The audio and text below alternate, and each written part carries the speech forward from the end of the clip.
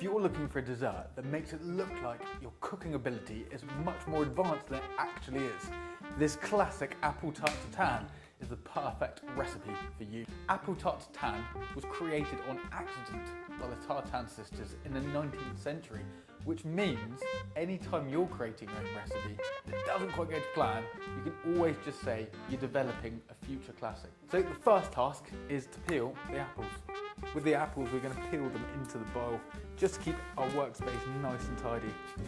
Apples peeled and now sliced up fairly chunky because that's how we like it. Onto the caramel. So we're going to add a generous amount of sugar into the pan along with a little dash of water. That beautiful caramel colour. So now we're going to add a big chunk of butter. This is going to be the caramel we're going to cook the apples off in.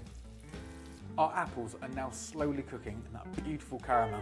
At this point, we're just trying to soften the apples down before we add our shortcrust pastry. Now, it's time for the shortcrust pastry. Admittedly, it should be puff pastry, but who has time for that?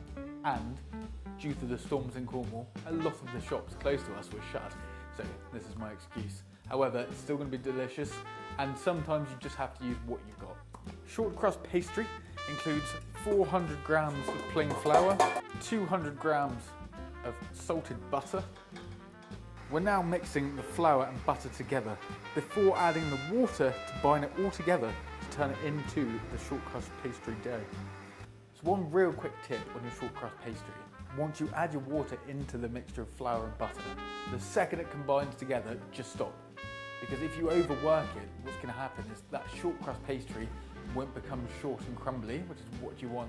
Instead, it will become almost chewy, which that can just go in the bin. In goes the water.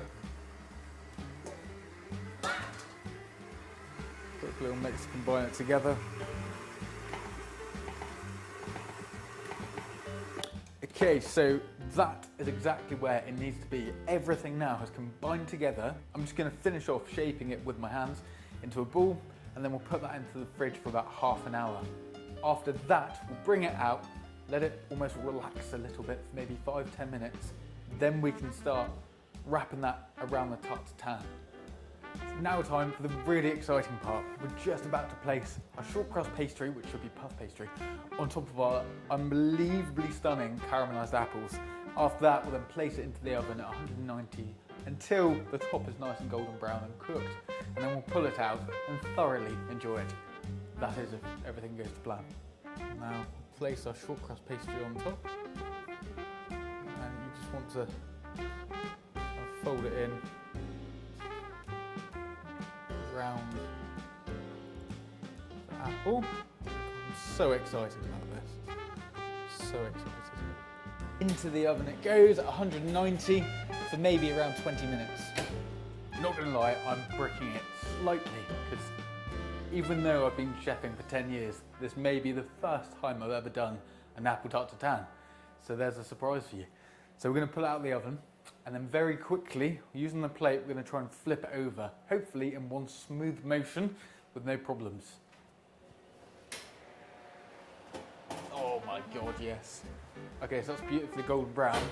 What I'm trying to do now is just move it around to loosen it, because we do not want the caramel sticking to the pan, because that means when we flip it over, it will not come out smoothly. There we go, it's starting to move now. I don't know if you can see that, it's starting to move around.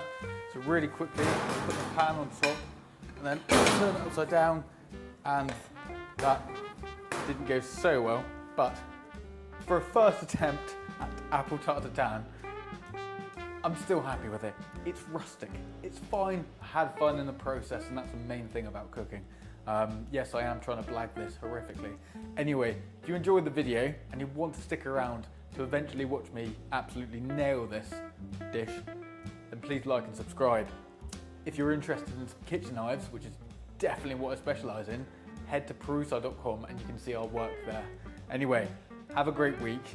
Thanks for watching, and we'll catch you soon.